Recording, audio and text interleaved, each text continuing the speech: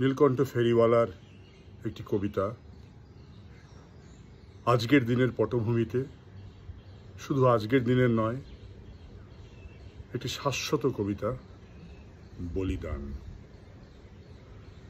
তবুও যুদ্ধ হয়, মৃত্যু তো চায়নি কোনো দিন, তবু মৃত্যু আসে চুপি সারে। যারা যুদ্ধ করে মৃত্যুকেও চেনে তারা বহুদিন ধরে আগে ভাগে।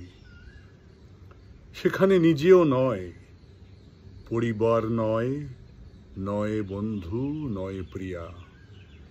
যেখানে অন্যায় সেখানেই ন্যায় যুদ্ধ, তাই যুদ্ধ হয়। যারা বলিদান দিল নিজের জীবন, তারা দেখেছিল এক সন্ত্রাসীন নতুন পৃথিবীর। এমনটা হয় যুগে যুগে, কালে কালে। আজকের ইমারতের নিচে বয়ে চলে রক্ত নদী, শত শত বলিদান। আমরা রাখি না মনে, শুধু ইমারত দেখি। প্রাচুর্যের প্রতিটি ঝংকারে ঢেকে আছে দীর্ঘশ্বাসের ছবি। তুমি যাকে শঙ্খধ্বনি ভাবো, তোমাদের জয়ের বিউগল ঢেকে দেয় শত শত শেষ জয় হিন্দ। যারা বলিদান দিল যুদ্ধক্ষেত্রে, তারা পরবর্তী প্রজন্মের নিশ্চিন্ততা দিয়ে যায়। আমরা রাখি না মনে, শুধু ফল লোভ করি। অকৃতজ্ঞ হয়ে বাঁচি,